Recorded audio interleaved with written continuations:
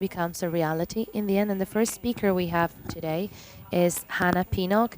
She's part of the team of the Netherlands Cultural Heritage Agency as advisor for the management of colonial collections. She has been involved in the ICOM organization for many years, and she's currently the co-chair of the working group on decolonization. As a historian, she has worked in several Dutch museums, and she has been an inspector of state collections. Hanna, you have the floor. Good morning, everybody. So I am here invited as the co-chair of the ICOM working group on decolonization. It was a working group, a new one installed last year by the executive board of ICOM. And it has two chairs. I do this together with Oswebo Chinedu Ishola from Nigeria. And we have 10 members from different parts of the world. One of them is with us, Camilla. I'm not sure if she's already here. Ciao, Camilla. I'm happy that she's here with us today. We have so 2 chairs, 10 members, 4 members of the executive board, and 2 very specialist secretaries at the secretariat in Paris. So we are a very good team together.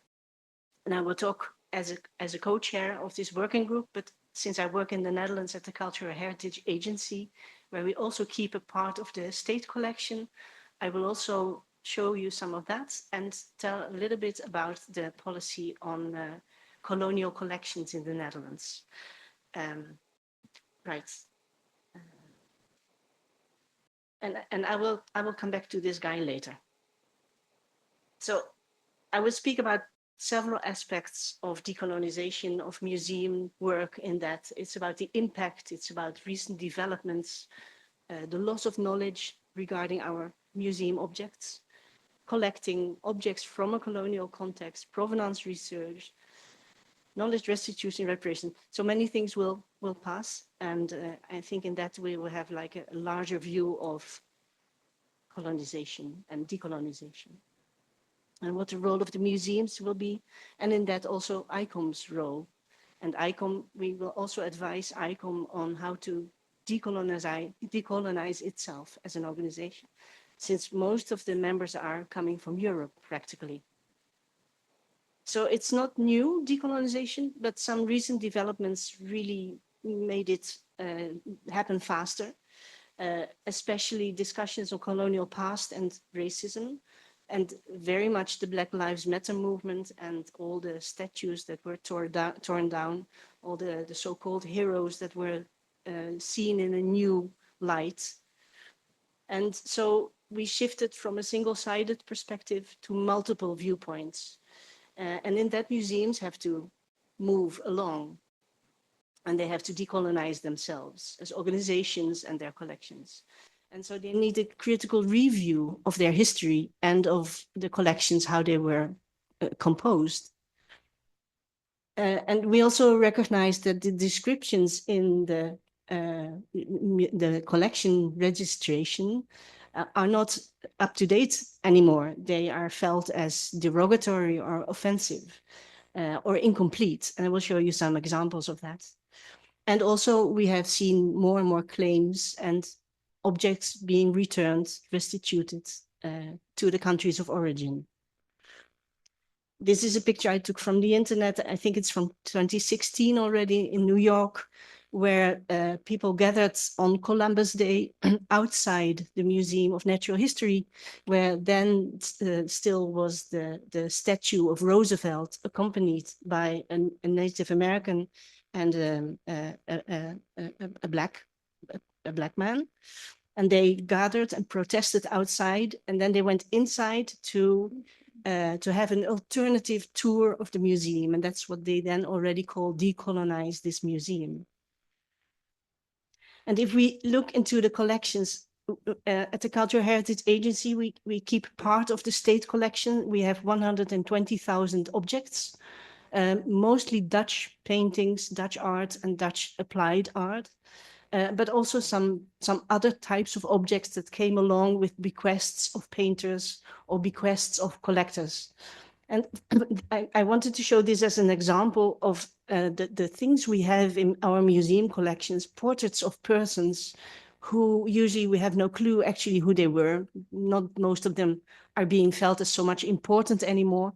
But if you dive a bit into their history, you will find they have links with colonial history. Like this Arnold van Tetz, early 18th century, he was, among other things, he had a role in the government in Cirebon in Indonesia, then the Dutch Indies. And all these histories we have to dig up again because we forgot them. And this is part of the research that we have to do on our museum collections. And also the way they are described. I said in the collection registration, you find offensive terms or things are missing. And I'll show you 3 portraits here of Dutch ladies accompanied by a Black person. And I took a part of the how it was described in our collection registration, and I highlighted in white and translated into English what was said. So here it was this Black boy used with another word in white, red striped coat and a silver collar. That was all that was written about this person. And the silver collar is a slave collar, actually. So if you go into your collection and you search with search terms, you might find this object, this painting, because it's not so easy. They're not tagged yet. Then they were not tagged yet as these are colonial objects or from a colonial context. And this one was already a bit more, let's say, political correct. On the left, a person in an orange coat, so very neutrally described. But in this painting, the Black boy was not mentioned at all in the collection registration. And if you search among 120,000 objects, you want to know what do we have paintings with Black persons, you would not find it. So you have to make your collection description better. And that's a lot of handwork. I always like this very much as an example of adding new narratives to your collection. These are sugar casters, early 18th century. These usually are described in an art historical way, like it's porcelain or it's ceramics and blue on white, etc. But the sugar that went into these sugar casters came from the plantations. Beet sugar was not invented yet, so it was from it came from the plantations. So you have, if you show these objects, you should add the narrative, should add this story to that. The sugar that was used was made by enslaved people, and that is decolonizing your collection. And we did this research into our collection, and we had surprising findings, like these fittings on a china cabinet. I'm not sure, maybe you would recognize, we haven't done research into this, the iconography of this fitting. But this is not described at all in the collection registration. But since we were doing a research, people working in the storage, it was an eye-opener for them, and they found this. So decolonizing means also opening your eyes and becoming more aware of what you have in your collection.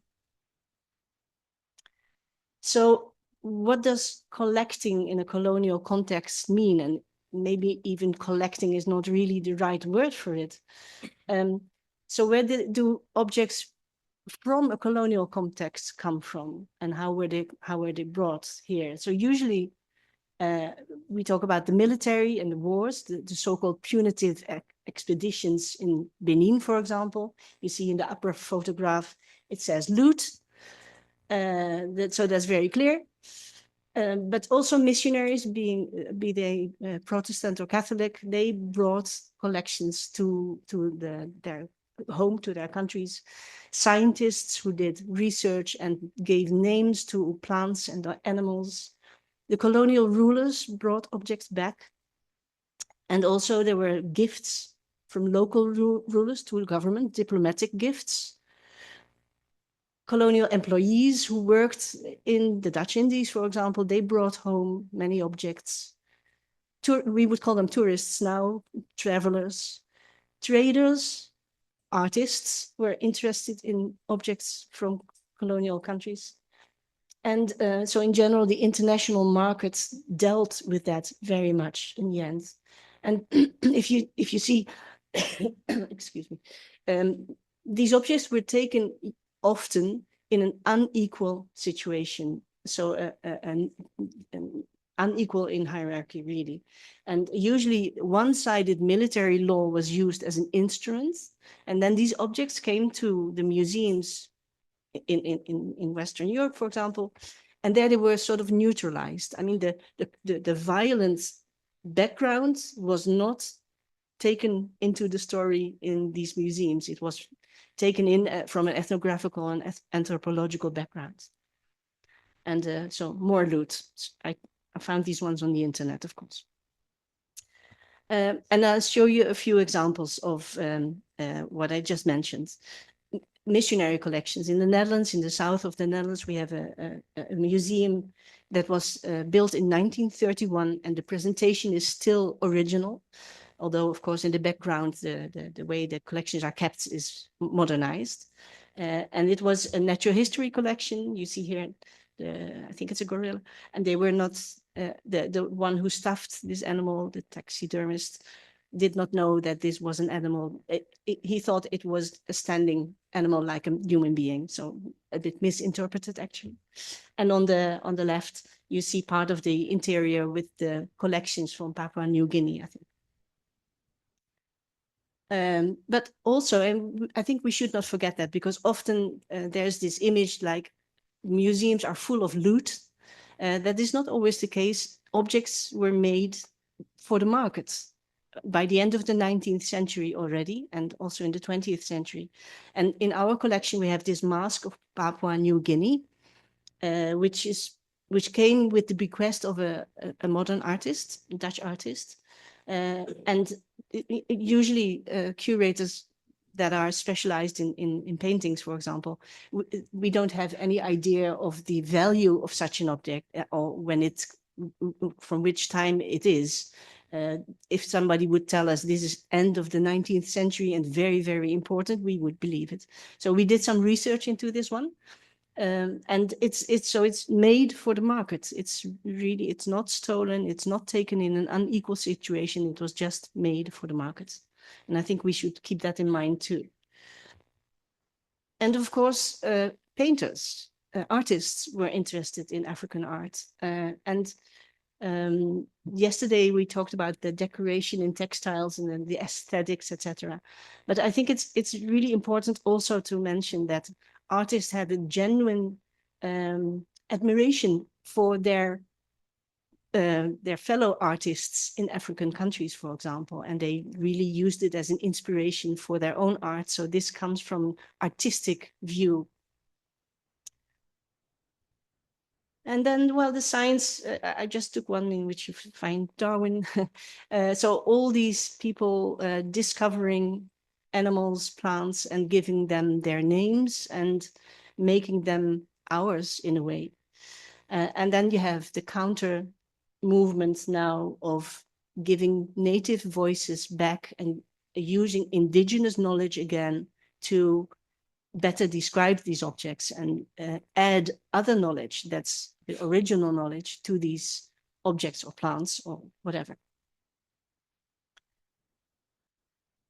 So if we look at the collections, we talk, and the museums and decolonization, we talk a lot about loss, the loss of lives in slavery, the loss of freedom, the loss of rights, the loss of family and community structures, loss of identity and language, culture, practical practices and traditions, and religion.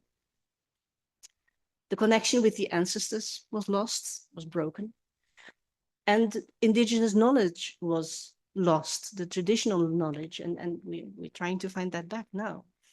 The knowledge of nature and the ecosystems, the botanical and the medicinal knowledge. The loss of land, we saw it yesterday. History, and the loss of objects or cultural belongings, sacred objects, human remains, ancestral remains, and the loss of self-esteem or pride, as our colleague Asma Ibrahim in our working group from Pakistan said, we were treated as like we were nothing by the colonizers. And this mindset still lives on. And not only in their feeling, but also in the systemic racism in all that we see everywhere. So we talk about violence and trauma that still exists and lives on. So what can we do to repair, especially as a museum? So we need indigenization and going back to the ancestors, work with communities, reconnect with this lost culture and with these lost practices and languages.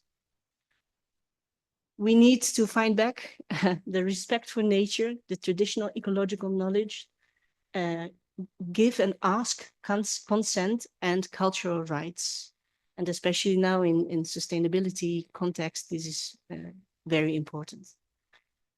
It's about dismantling colonial legacies, historical injustice, systemic racism, as I said. So it's getting rid of colonial structures. And we need to recognize injustice and seek reconciliation and healing. And this helps for the mental health and the well-being of people who were formerly colonized, but also for museum staff working now with these objects and receiving people from countries of origin into their museum and speak with them. That can be very confronting as well. So the well-being of the museum staff is something we also have to take into account. So in general, it's undoing what colonialism did to the mindset of the colonized, to that feeling of we are nothing, and the need to restore their pride and self-esteem. So we have to come to terms with the past, and this is a global thing. So may I dwell a little bit on what's happening in the Netherlands, because this has been taken up from our side in the Netherlands as well, very much. And we have a policy from 2022 to the end of next year. And it was based on an advice that was asked by our Minister of Culture. And the title says enough, colonial collection, a recognition of injustice. And so the policy, the advice, and now the policy is, we have to rectify historical injustice.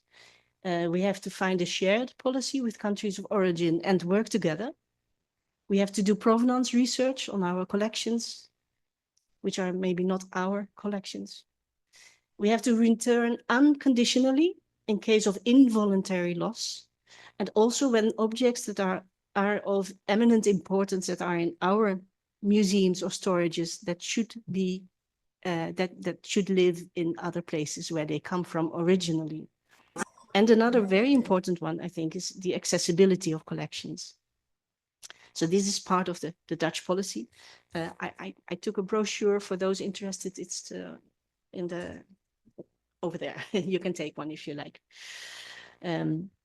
So the accessibility of collections, it's something most museums already have collections online.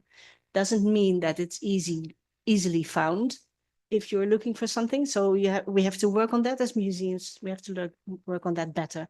I showed two examples. We are in the Netherlands, we're working on a colonial collections data hub. And also in Germany, they are publicizing, no, well, they're putting online collections from colonial contexts. So that is one way to make your collections accessible. But you can also have online visits to your storage and invite people in countries of origin viewing your collection while in your storage online. We have fellowships in the Netherlands and internships, and that is, I think, a very good way for museums to work with people. Visitors programs invite people to come and see our collections and study them and give their views on these collections. And a good example is Digital Benin, of course, of a website that shows practically all objects that were stolen in Benin. So provenance research. It's often based on archival research. And if you do so, be aware that most of the archives were built with a male, white, and colonial viewpoint, but still that you can find lots of information, of course. You can go by by event. You can search for an event where you can be sure that there was looted materials, like the Java War in 1825, 1830. The date, the place, and the event are words in your database that you can search on. We also have like 300, a list of 300,000 people that worked in the military over 400 years in the Dutch Indies. So you can go by name, or you can find it by the name of a scientist or a collector. But very often it's hard to find anything, to find any information, which is also called the violence of undocumentation. I have an example, which is a rather innocent example. I think this is not about human remains, which we don't know where they came from. We have in our collection this object, I think it's 19th century, but we're not sure, a sacrifice bowl from Asia. And we still don't know from which Asian country this object comes. So that makes it a bit hard to work together with the country of origin on getting more information. We did a pilot project with some objects in our collection to see what does it mean to do research together with somebody in the country of origin. And what do we actually need if we want to include other forms of research and knowledge? And it means also that we have to open up for different ways of thinking than we are used to. So research together with the country of origin, we have in our collection one object from the Cuba in Congo, the DR Congo. And I found a researcher in the Netherlands and a researcher in Congo to go to the Cuba people and interview them. And you see him here, Eric Huikendi from Kinshasa in Congo. So he went there and took oral information for us to know more about this Cuba cup we have in the collection. So we need indigenous knowledge, we need spiritual knowledge sometimes, and that could be difficult for us to open up for that. Oral history, but also material research. We are going to do a pilot project next year, really going into the materials of like the molecules, or what should I say, the lab research on the materials that objects were made from, and what can we deduct from that, and can we maybe even make a database that makes it easier, if we all do this together, to find a better way to place the origin of objects. A big issue is the restitution or the repatriation, rematriation or return. The terms are all used. From the Netherlands, we gave back big collections to Indonesia, even this month lately, and a second batch will go in November. And this was about almost 300 objects, among them these enormous statues. But it doesn't mean necessarily that objects go back, because not everybody wants them back.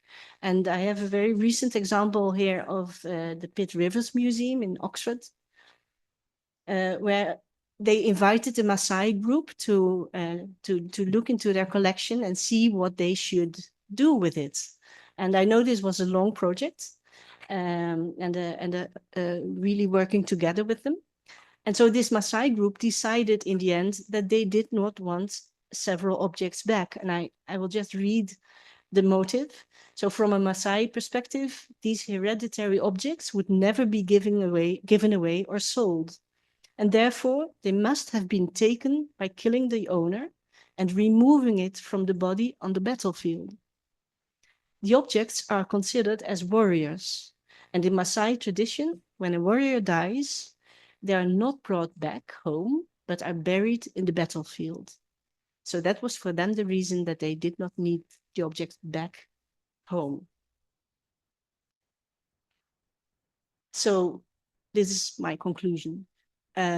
What does decolonization of museums mean? Well, yesterday there was the question, what does a museum look like? If it's decolonized, well, we have no real image, but these are aspects of it. So the context the concept of decolonizing museums means different things in different parts of the world. Shortly said, it depends on who you are and where you are. For museums which are a colonial structure in themselves, decolonization means co-curate, democratic curatorship, co-curatorship, building new relations, the knowledge exchange, and reaching out to younger generations, and reviewing itself as an institute, reviewing the collections, and rewriting the existing narratives. And this works actually two ways. Communities find back their history and identity, and the museum reinterprets its collections with different knowledge systems and new partnerships. For that, we need new scenarios, new models, and multiple ways. And the museum might even be changed into a community museum or a house of stories. So not the old-fashioned concept of museum anymore, if it is old-fashioned. So decolonization is not a tick box or a checklist. It's a long process. It's a transformation. And we have to be patient and respect the time it takes. And about all of this, we, as a working group, we will give a report to the executive board of ICOM with recommendations. And we already know that we will say it doesn't end with 1-2 years working group. I think we will need a standing committee, because this is something that it won't be finished soon. Thank you very much.